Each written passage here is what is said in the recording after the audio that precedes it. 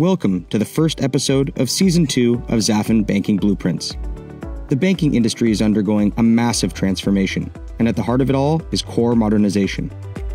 In our first episode of the season, join our host, Dharmesh Mistry, as he sits down with Terry Hickey, Chief Revenue Officer at Zafin, to explore the evolving landscape of core systems. Terry, a seasoned banking veteran, reveals why the traditional rip-and-replace approach to core modernization is giving way to a more strategic and less risky evolution. Discover how banks are thinning out their existing core systems to modernize crucial functions while minimizing disruption and cost.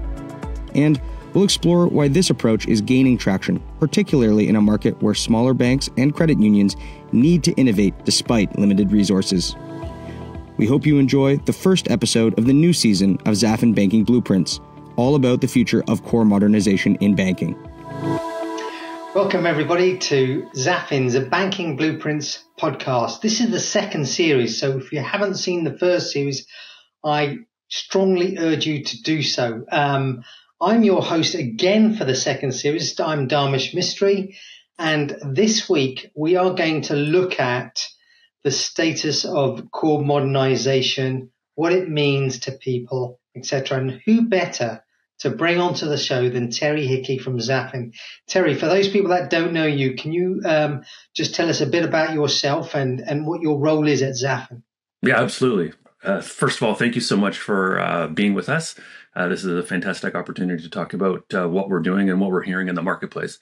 So Terry Hickey, I'm the Chief Revenue Officer of Zafin. I've been with the organization for about a year, just under a year.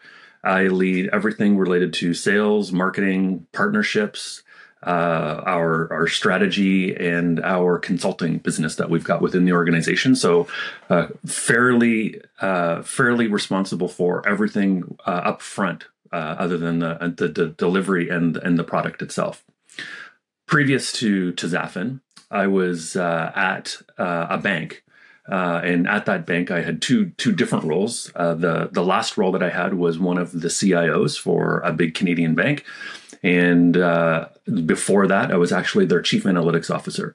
So I've got a number of different experiences that have been very helpful in coming into Zafin. In fact, the bank that I worked at was a Zafin client.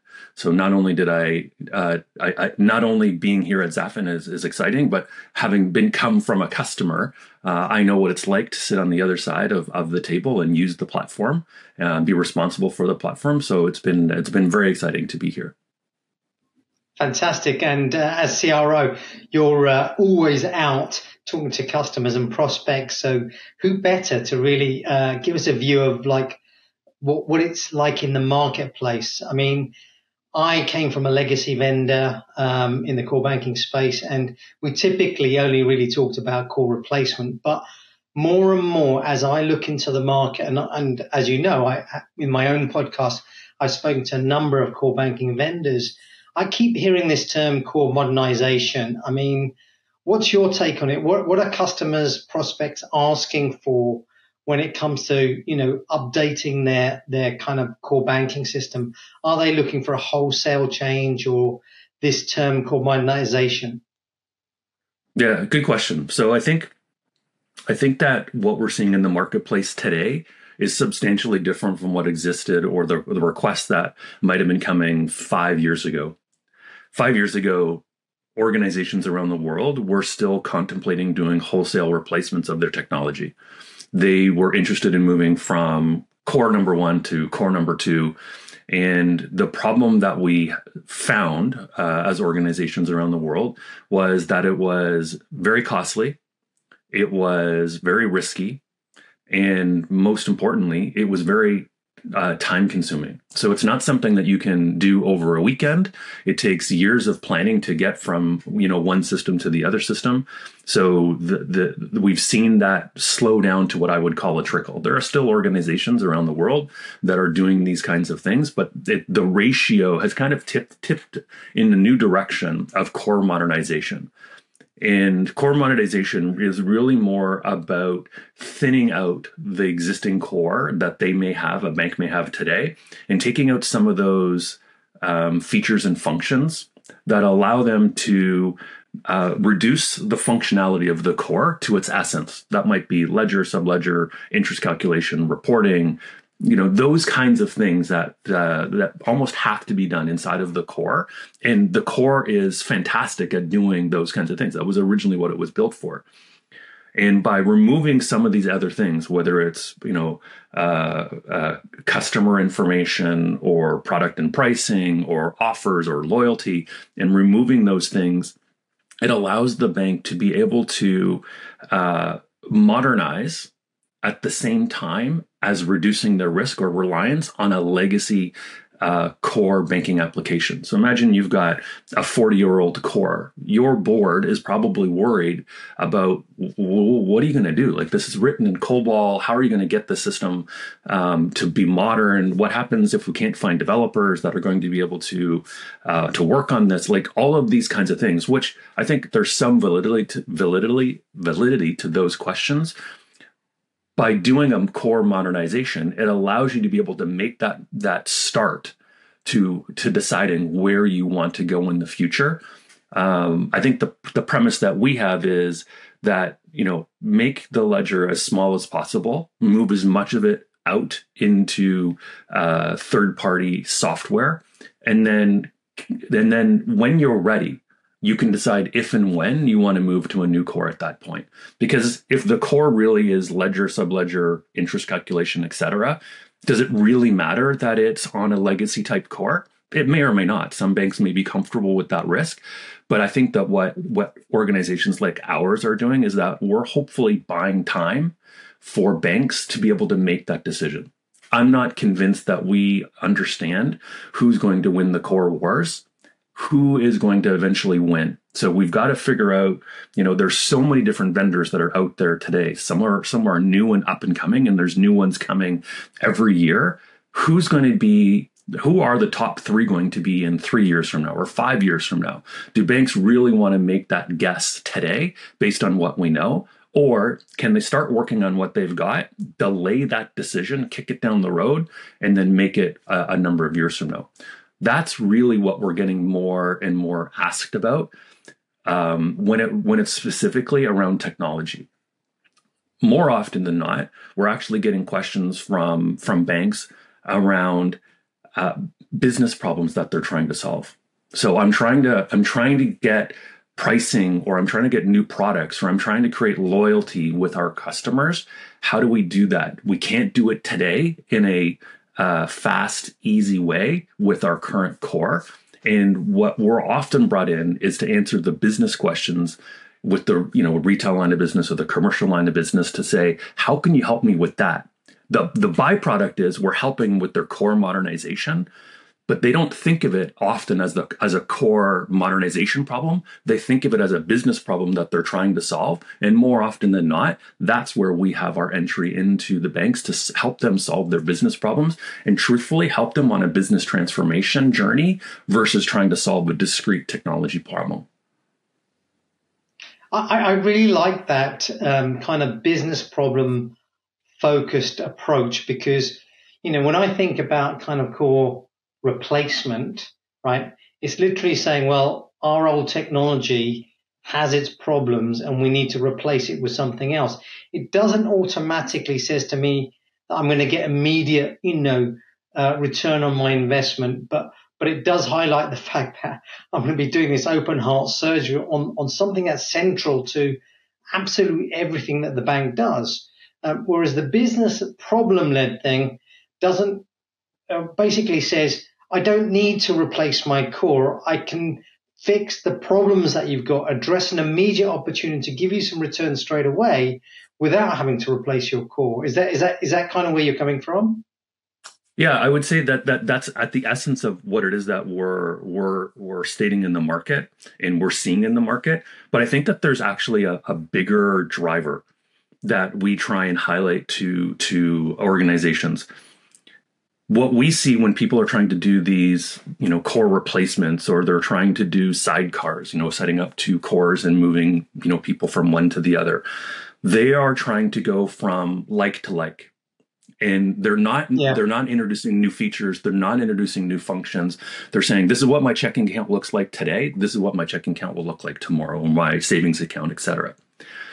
The way that we approach it is, how can we help you create business value that helps you with the return on investment to pay for that entire core modernization, that you're going to get, significant business value out of it. At the same time, you're going to be replacing that functionality inside of that core, versus it just being about the replacement, where it's really, really hard to do an ROI on a core replacement. But if you're adding new features and functions, if you're able to get better offers and products out to market faster, you can actually start to look at saying, look, we can start we can create, an extra $100 million or 100 million euros of deposits in the first 12 months of you being on a platform like ours. What's the profitability that drives? How much will that pay for the actual implementation of a product? It actually starts to pay for itself when you think of it from a business perspective rather than from a technology perspective. So when it comes to the core modernization, I guess, does that mean that there's not one provider that basically just does core modernization to the point where you can get rid of your old core, but there's a lot of suppliers, let's say, somebody that's doing KYC, AML really, really well, leveraging AI and stuff, somebody doing product management, somebody doing loans management, let's say, or the loan life cycle, somebody doing credit risk assessment, et cetera, et cetera. So literally you're going to get like the best of breed approach, almost like the Android phone, right? Versus the Apple, where, Apple was everything from one supplier and Android is the best of what you can get in the market, right? Is that really what's happening with core modernization? Yeah, I think that's what we're seeing. We're seeing partners or vendors in the marketplace today that have functionality and capabilities that far exceed anything that a generic core provider might be able to produce. And the challenge, of having been a CIO, the challenge that these organizations have to think through is, how do I make sure that all of these systems are going to be interoperating with each other? How do I, I've got to now perform regression testing across all the different systems to make sure that they work together and something's not going to break something else. So there is some additional complexity that potentially gets added into it. But one of the things that we encourage people to look at or think about is, are there standards in the marketplace that organizations like ours can be adhering to, so that, if they're aligned to this particular standard, that someone else coming in, if they're aligned to the same standard, it's going to be substantially less risky, or transfer data between two applications that apply to the same standard might be able to make that risk substantially lower. Buy-in is a perfect example of that. So when you're buy-in aligned and you're following, I'll say the rules that they've laid out in terms of how data might be stored or should be stored, and your need to share that with another application. If two applications are buy-in aligned, it means that you've got a pretty good comfort level that they're going to be able to work together, and it's going to reduce a little bit of that risk. But I think, to your point, you're not likely ever to get the best of any one thing inside of a generic core. That's not what they're built for. They're built to be good enough in many things, but they're not going to be the best. And I'm not sure, if I'm a bank today and I'm leading retail, or I'm leading corporate commercial, I would be worried that if I don't have a system that can allow me to be differentiated by some of the features and functions or speed that a purpose-built application can bring to me, then how am I going to compete in the market? The market's changing. What's the difference anymore between a savings account at one bank and a savings account at another bank, or a loan at one bank or a loan at another bank? Truthfully, we've gotten so commoditized in terms of our products, and we've effectively reached digital parity in the applications that we carry on our phones. What's making bank one different from bank two? And we believe that that's going to come down to offers, rewards, loyalty, that products that are bespoke or purpose built for individuals, where you might not mind to take a little bit less or a little higher cost on a mortgage or a little bit less of a return if it's going to give you some other advantages of dealing with that particular bank. We liken it to the airline industry. Most countries have a preferred or a national carrier, if you will. But everyone likes to complain about their particular national carrier, how you're effectively forced to fly with them. You're not forced. What they've created is this loyalty program that you feel like in order for you to be able to get on the plane first or get that extra bag or do these other things, you need to keep traveling on that particular airline. We feel, and what we're seeing, we're actually seeing this in Europe, North America, and Australia. What we're seeing is that same kind of thinking coming from the retail industry into banking, where people are rethinking about how do we differentiate that mortgage, or how do we differentiate that savings account, because it can't just be on price, because that's a race to the bottom, and that's not good for anyone. So, it's interesting because I guess, my background from the very early days of the internet, there's been this ongoing mantra that customer experience is everything. But largely, in banking, when it comes to customer experience, people talk about how easy it is to register or, to onboard a customer, to use their self-service capability. They're really talking about the usability of the online presence, right? But more recently, I've spoken to banks that kind of have been slow in upgrading their mobile and web applications, but really haven't seen any loss in customer base. And really what they retained customers and even grown customers on is actually their product set and offers. So is that what you're seeing as well? I think that, I suspect that there are a number of studies around the world in mature markets where you've got like a big four or big five number of banks in any one particular country or region, where for the most part, customers are apathetic to the bank that they're with, and whether their mobile experience is going to be, somewhat reduced. I don't think that that's necessarily cause for them to switch from bank one to bank two. If it's subpar, like they're not providing the basics that you need in order to be able to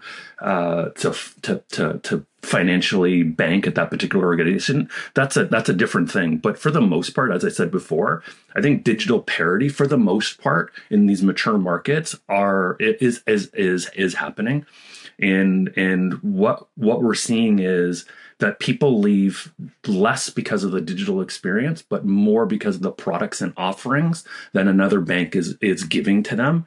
And if you're on a legacy core where it takes you 6 months and multiple millions of dollars to get a new product out the door, versus a new solution like ours, where you can get a new product to the market in a day, like, you have the ability to respond to what's going on in the market. You can make changes. You can run A/B tests. You've got a lot more flexibility to be able to create bespoke offerings for individuals or groups or cohorts of people that you wouldn't be able to do with a legacy banking core. So these new kinds of products that are out there today are giving organizations the ability to do exactly what you're talking about. Create these new products, offerings, rewards that make it easier, hopefully easier, for customers to be able to make the switch from one system to another. Now, I'm not saying that digital is not important, because as you make that switch, that onboarding, if it's complicated, if it's cumbersome, if it's annoying, they're gonna abandon that enrollment and decide that it's just not worth it. Because if it's so hard to enroll, then what's it going to be like when I'm an actual client over there? So I'm not trying to say that it's not important at all. I'm just saying that it's probably not the thing that typically drives people to switch. Yeah, totally agree. I guess another area that I'm very interested in, because I come from a history of working with some bigger banks in the UK, and even after I left, I've kind of sold, new technology solutions to kind of bigger banks. But I always also like to look after the smaller guys, right? When it comes to modernization, does it also apply to kind of the smaller banks that have not really a huge IT department, not necessarily the technical capability to do lots of new integration and stuff like that? I mean, how does modernization, work for, or doesn't it, for community banks and credit unions? Yeah, yeah, it's an interesting question because even though they're a smaller bank or a credit union, they play in the same ecosystem as the rest of the big banks. So they've got to be able to compete on in that marketplace.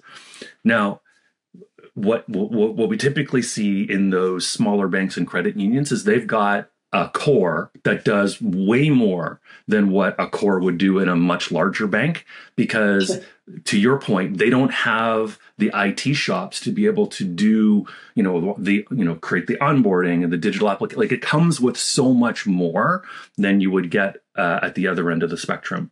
I would argue that in those kinds of systems, it's more likely that it's more genericized and less functional than what they might be able to get in the larger side of the spectrum. But they're at a point where they have no choice but to create products and offers, rewards, loyalty to compete with those big banks. And I'm not convinced that all of the partners that exist in that ecosystem or that space have the capabilities to be able to allow them to be able to do that. We've got a number of customers around the world that are on the community bank, credit union side that absolutely see the need to be able to create those products and services and offerings to be able to compete with the big banks that are trying to entrench into their territories. With they might be in a particular region, they might be for doctors or lawyers or whatever the particular credit union might be for. But the big banks, they're seeing an opportunity to go and take that market share at a relative low cost to the budget that they've got. So these credit unions and smaller banks have to figure out a way to be able to defend their territory, and they need tools like ours. I'm not saying that we're the only tool, and I'm not saying that we're the only tool that they need in a modernization journey, but they do need tools to be able to compete effectively. There's no question. Cool. So, again, just going back to the kind of like the status quo in the market, what are the key trends that you're seeing? I mean, some of this stuff is cyclical, when the economy is down, people are reducing costs and, but generally always banks are trying to sell more. What kind of trends are you seeing in the market right now? Yeah, I think that what I would look at is, three trends that we're seeing, and these are global, so that's not any one region. I would say that for the most part, they're consistent around the world. And we started off on this topic. It's around modernization versus replacement. So that's been a fairly big shift that we've seen in the marketplace. And very rarely are we getting called into an organization to have a conversation where they're looking at doing a wholesale replacement, because those conversations really just aren't happening as much as they used to.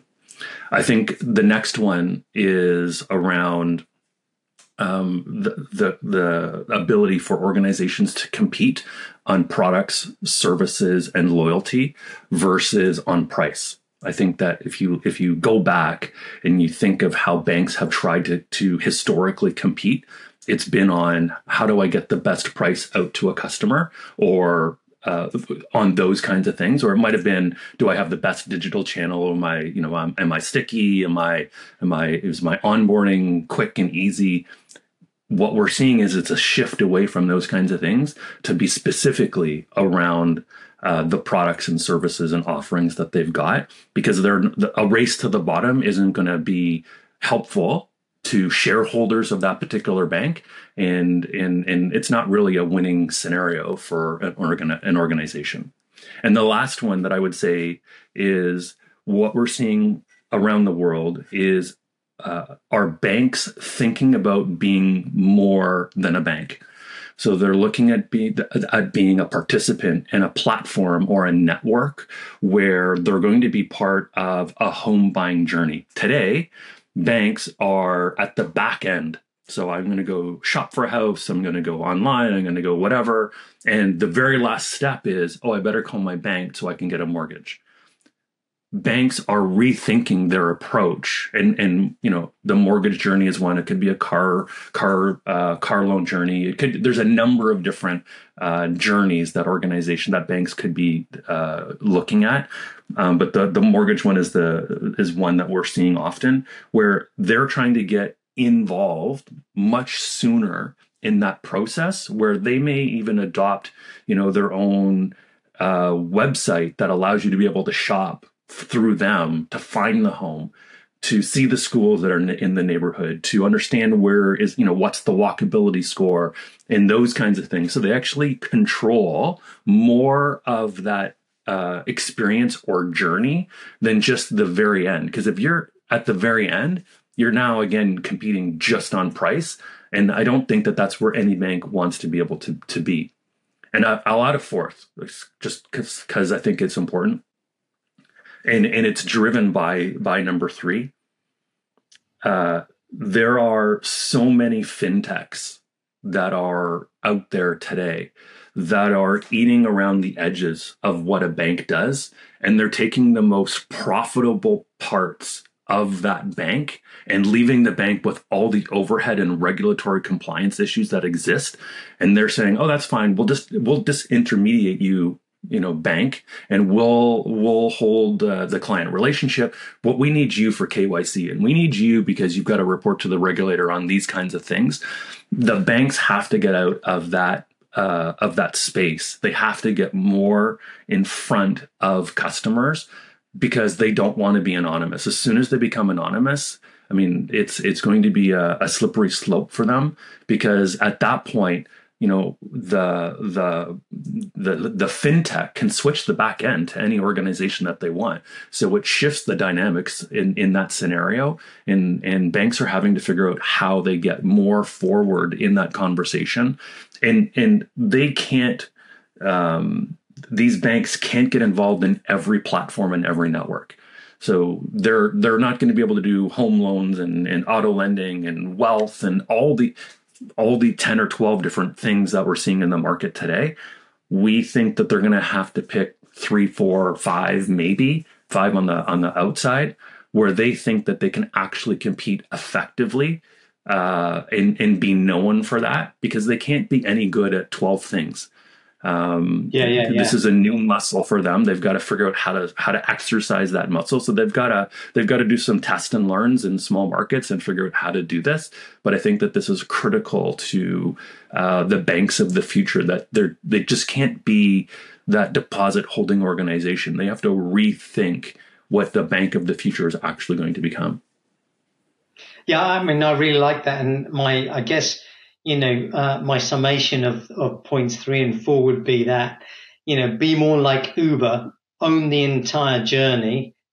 Forgive the pun, obviously. But it's everything from finding the cab to getting in, having the journey, paying the fare, everything, not just paying the fare, right? Versus being like Revolut, which is, a conglomerate of fintech features and payments and all sorts of financial services, adding more to the confusion, I think, to the user than actually providing, a valuable differentiated service. So I think what's interesting in what you say about 3 and 4, it's a space I call experience-driven banking. So, you take an experience like, buying a car or buying a house or saving for your kids' education, and you look at that value chain and say, right, how much of that can we piece together ourselves, plus with a network of fintechs and, other tech companies, so that, they just come to us for the entire thing. The upside on that is that you don't have to compromise on price because you're getting enough value that people think, look, I love this simplified journey. I don't need necessarily to fight for a 0.1 difference on the fees, right? Right. So, I mean, it's a very compelling proposition. That's what we believe. Yeah, I would say that, we're seeing this, and as I said, in all the different markets, people are thinking about, what platforms or what networks they're going to be participating in. The future thinking banks are really trying to figure out how they can do this. To exactly your point, they're hoping that they don't have to compete on price; they can compete on that journey. But I think that that has to be complemented by a loyalty component, because that drives it even more. Like if you get more features and functions from your bank because you've got a mortgage with them, with the credit card, with the savings account, with all of these kinds of things, that gives you much more, that they give you more features and functions because you bought your mortgage for them on top of what you've already got. I think that also drives them your way. Versus them just using you for 99% of that journey. And then at the very last step, they're like, well, I can get it for 0.1 somewhere else. I might as well go somewhere else. Yeah, absolutely. So it's probably going to be quite a common theme for me, but I always like to chuck in one question at the end with the most dominant kind of technology trend, and that's Gen AI. What's your view on Gen AI? And how it can help, let's say, with modernization? This is a topic, to your point, everyone's talking about. It's something new in the market that organizations are trying to figure out. What is it? How does it work? And the complexity that we live in from a banking perspective is we're a regulated industry, which means we can't necessarily, in every market around the world, just create something using Gen AI, and throw it into production and say, okay, well, the system made the decision, and there's no way to be able to duplicate that or understand the logic necessarily of how it got to that particular position.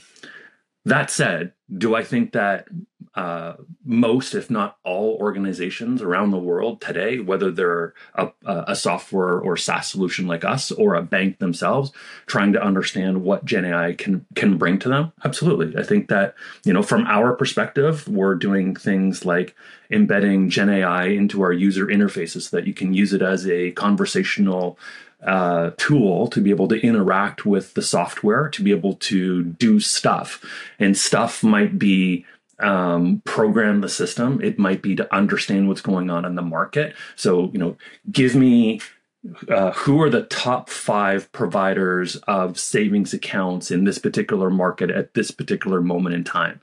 Instead of you having to go and do research on the internet to do that yourself, we've created tools that allow you to be able to do something like that using a tool that we've created.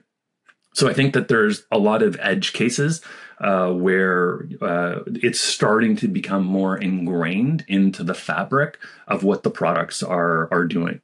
I think that there are some companies that are out there that are starting to use it for risk. They're starting to use it for KYC. They're starting to use it for a number of different use cases. We're not involved in those particular industries or spaces, so we don't run up against them for me to know exactly how they're using it. But from our perspective, we're definitely leveraging it in the interfaces that we've got for our clients to use. And obviously, we're using it internally for ourselves. And we've made it available internally and soon externally for our clients to be able to interact with our documentation. How do I do this on the platform? And it will say, okay, it'll summarize the answer, and it will then take you to that particular page in the manual. Our manual, it's thousands of pages long. It would be really hard for someone to be able to find that without a tool like this. You don't need to use the exact words. It knows the intent of what you're trying to ask. And it takes you to that page and says, okay, to do the following things, here's how you need to do it. So it's absolutely a useful tool. And I think that what you'll see is more and more vendors year over year embedding more and more functionality as much as it can into their products and solutions where it doesn't have an impact on that regulatory compliance. I think that what we need to wait for is the regulators in the different markets to be able to say, here's what the rules are, here's what you can or can't do. I know that that's a tall order because they don't often like to say things like that, but I think that we need to figure out what the rules of engagement are in allowing Gen AI to be able to participate in the decision making process. I would say the last thing that I would say is what we're also contemplating doing next year is making it proactive. So leveraging Gen AI to be proactive to, if we go back to my scenario that says, what are the top 5 providers of a savings account in the marketplace today? You could actually use Gen AI to be able to watch the market. And when someone creates a better savings account or a better mortgage, the Gen AI tool could actually reach out to you and say, hey, your competitor in this particular market just did the following. I recommend that you answer that by doing these 3 things. Would you like me to configure that? Yes, no. Click yes, and it auto reprograms your system to be able to go off and do that. That's absolutely something that we're working on today that allows you to be able to leverage the technology to make you compete more effectively in the marketplace.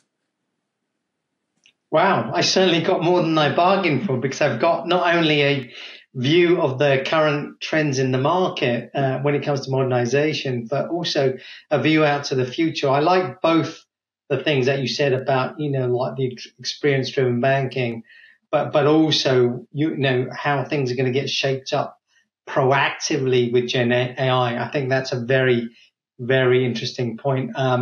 Look, it's been a fascinating conversation. I've learned so much today. Thank you so much for your time, Terry.